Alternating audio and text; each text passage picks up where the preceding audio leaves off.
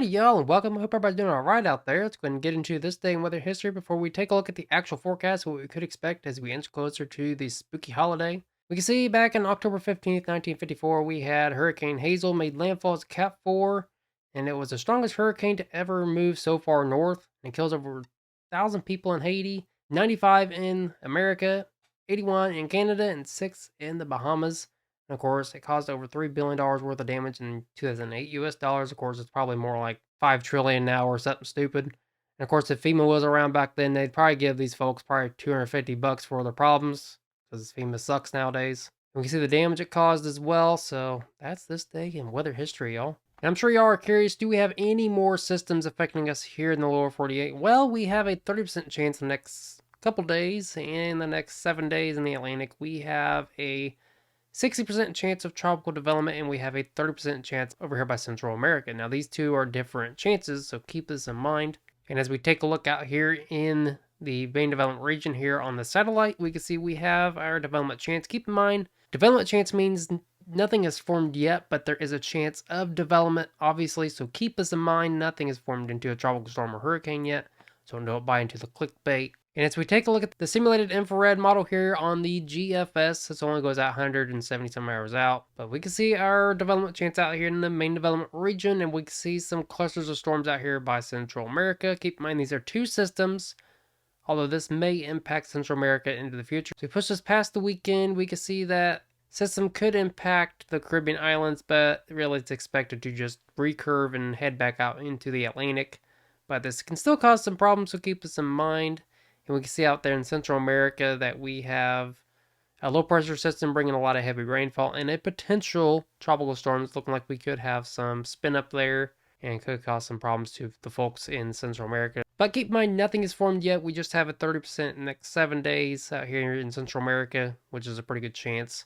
And we have a 60% chance of development out here in the main development region, which could impact the Caribbean islands and may actually cause some showers and thunderstorms down here in southern Florida. Now, I'll keep y'all updated on this on X and Facebook, of course, but always rely on your local meteorologist and National Weather Service office for further guidance this hurricane season, as hurricane season lasts all the way into November 30th. Now, other than the Atlantic, let's go and take a look at the Eastern Pacific. Not much out there. Central Pacific, really not much there either. Now, I know most of y'all felt the chill this morning if you live in the Ohio Valley in the upper Midwest, as there's freeze warnings and frost advisories already issued. And we can see that much of the Ohio Valley and the upper Midwest got in on below freezing temperatures. Here at the Winds Weather headquarters, we got in on near 40 degree. Of course, it feels like temperatures were way colder than that, so hopefully y'all got those plants covered up. First day of frost is typically right around this time, so it's really spot on. So unfortunately, that cool air is already here, y'all. But I'm sure y'all are curious as to how long this cold air will actually last, since it's already starting to stretch its way down towards the south.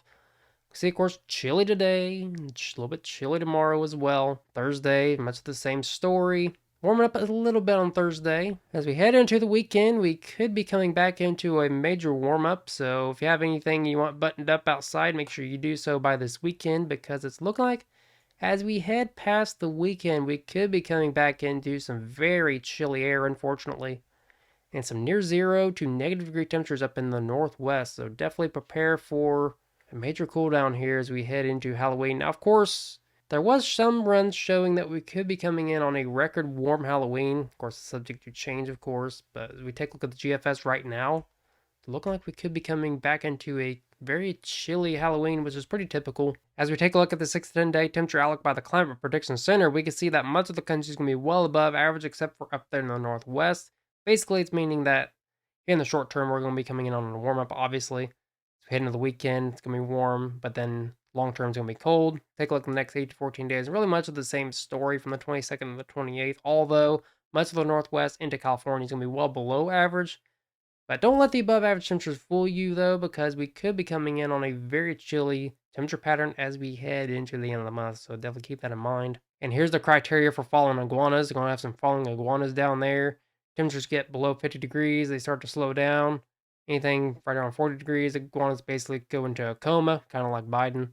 Anything below 40 degrees, iguanas start to become incapacitated and start to die off. So this is what happens when temperatures drop down drastically to those iguanas down there. And as we take a look at the temperature anomalies, we already know that's going to be above average for much of the country as we head towards the end of the month. But let's take a look at the temperature anomalies here on the GFS. We can see much below average temperatures here in the short term. And then we're going to come back into a warm up as we head past the weekend. For much of the eastern half of the country, 30 degrees above average up here in North Dakota and Minnesota. And we're going to be warm for quite some time. So I have shown above average temperatures for much of the eastern half of the country, while the northwest is going to be below average. But then watch as we head into the end of the month, we could be coming in on well below average temperatures for much of the eastern half of the country yet again. So, like I said, can and will change. Keep this in mind. Although the Climate Prediction Center was showing well above average temperatures for much of the country, this don't really mean much, as you can still have above average temperatures but still be pretty darn cold. So now that we know the temperatures and what we could expect for the next couple weeks as we inch closer to the spooky holiday, I'm going to take a look at the 500 millibrow hydronomic map. This is the troughs and ridges. Basically, troughs are associated with bad weather and ridges are associated with good weather in most cases. We can see a trough setting in for much of the Ohio Valley up in the northeast, dropping those temperatures down drastically and causing some frost. Hopefully y'all cover up those plants, by the way. And it's looking like as we head into the weekend, could be coming in on a major ridging pattern. That's why we're going to be coming in on a warm up this weekend. So hopefully y'all are bundling up the house, because it's looking like this trough out west is going to start to move its way east as we head into the end of the month, where it could drop those temperatures down drastically yet again. And it's looking like some frigid air could stick around. Although it's showing much of a ridging pattern as we head into the end of the month. So like I said earlier, anything can and will change, but as we can see, heading to right around the Halloween time frame, we could be coming in on a major troughing pattern, which could mean some major snowfall and some really frigid air potentially. Keep in mind this will change between now and then, so keep that in mind, although it was showing a major blocking pattern as we head into the end of the month, so this may play a role in maybe having a warm Halloween, or we could have a cold Halloween, but I'll keep y'all posted. Have a Halloween trick-or-treat forecast up by the end of the month, at least before those kiddos head out to trick-or-treat. Now on to our precipitation outlook here. We can see that today is going to be some snow showers up in the northeast and some rain showers here in the Ohio Valley and the upper Midwest. Once that starts to move out, it's looking to remain pretty dry amongst the eastern half of the country, while the western half is looking like they're going to be getting in on some rain and snow showers. Some heavy snow as we head into the weekend, though. If there's any ski resorts out there, getting out and enjoy those. I don't know if any are open yet or not. And if they are, get out there and enjoy them. If you got any snowfall pictures you want to send my way, send them over to my X and Facebook pages. I would greatly appreciate that. And it's looking like we could be coming in on some potential severe weather as we head into the beginning parts of next week for much of the central half of the country.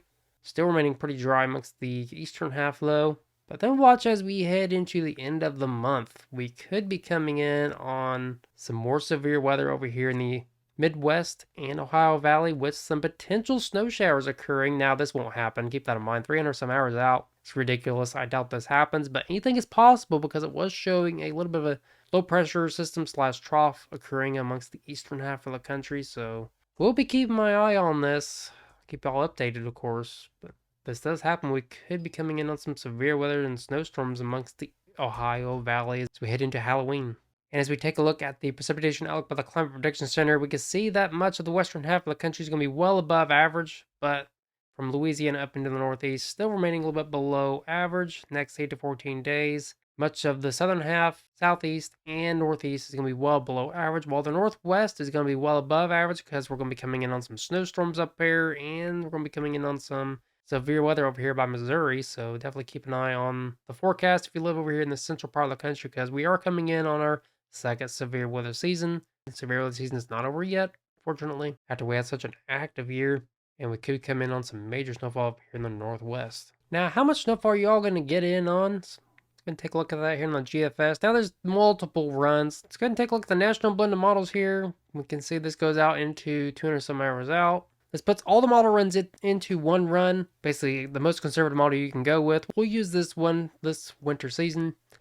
I'll show you GFS, Euro, and all that as well, but mainly we'll use this model this upcoming winter season. So keep that in mind. But as we take a look out here, as we head into the 26th, we can see right around a foot to 2 with locally higher amounts possible, mainly up there in the higher elevations where you're going to get in on your snowfall. So again, if you have any weather pictures or any snowfall pictures you want to send my way, send it over to my X and Facebook pages. I would really appreciate that. So get out there and enjoy those ski resorts if you have any near you out here in the Mountain West. Now with fall upon us and getting cold out here lately, let's go and take a look at our fall foliage. We can see that much of the northwest, the mountain west, is really past peak at this point. Starting to get past peak down in here in the Appalachian Mountains, down in the Smokies. So hopefully y'all are enjoying those fall leaves if you live down in the Smoky Mountains. Kind of jealous of y'all. Need to make our way down there to go see those up in the northeast, coming in on past peak, and we're starting to come into peak down here in the Ohio Valley region.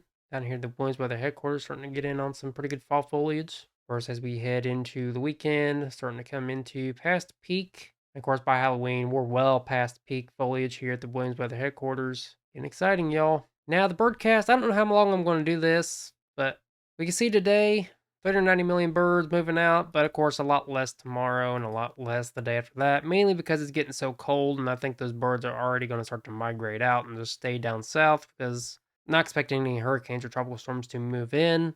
And that's really the why the birds were moving out towards the north again, was because they were confused because the hurricane was coming up and they had to get out of Dodge pretty much. But they're heading back down south, it looks like, and looks like they're going to be staying. Right around 30 million birds are currently in flight right now. We can see 4 million birds moved out last night. Looks like they're starting to finish moving out, with the main bird moving out being the black-throated green warbler bird. Same bird as last time, so looks like the birds are already moving out, and they're not coming back until spring. And we have 15 days until Halloween, y'all. Spooky season is upon us, and we're getting closer. And I did put out a Halloween trivia on X and Facebook. If y'all saw it, y'all can answer any of these if you want to. I haven't really looked up the answers yet. I took a guess. We can see here. Took a guess on all of them. So y'all can participate in this if you want to. You don't have to if you don't want to, of course. Something fun I did. Hopefully y'all enjoyed it. We can see some Halloween facts. Americans spend about $7 billion on Halloween.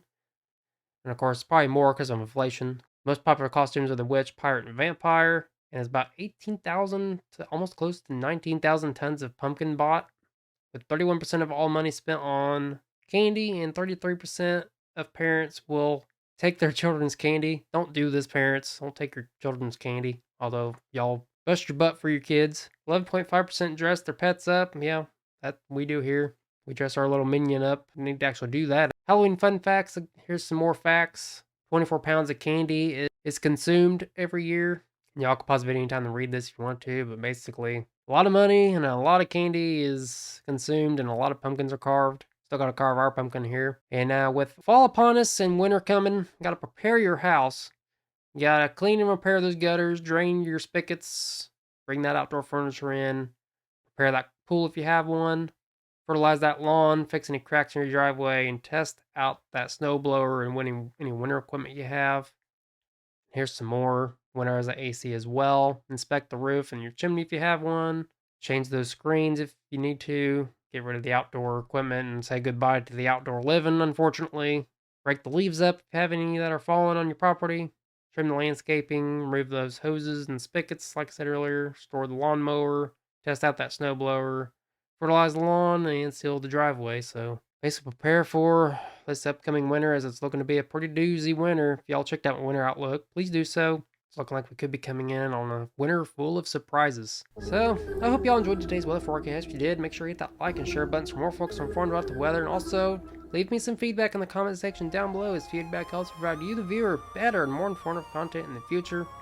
Also, don't forget to hit that subscribe button with bell notifications turned on, because at Here at Wednesday Weather, we try to make weather forecasting fun and informative. So basically, prepare for a short cool down as we head into the weekend, but it's looking like it's going to warm up again. Prepare the house and the lawn for this upcoming winter season while it's nice and warm out. And then it's going to get cold again, and it's looking to stay cold as we head into the end of the month. Now, this is subject to change, obviously, so keep that in mind. Take a look out there at the tropics. We don't have much out there other than some tropical storm developments. Keep in mind, they're just development chances, not tropical storms or hurricanes, so don't buy into the fear-mongering or fake news that's out there. I'll keep y'all updated on that on X and Facebook, so anything will change, but it's looking like they're just going to be gully washers out there, causing a lot of heavy rainfall and just a lot of problems, basically. And it's looking like out west we could be coming in on a major snowstorm with an uptick in some severe weather here in the central part of the country, and we could come in on some snowfall in the Ohio Valley, but I doubt that happens well out into the future.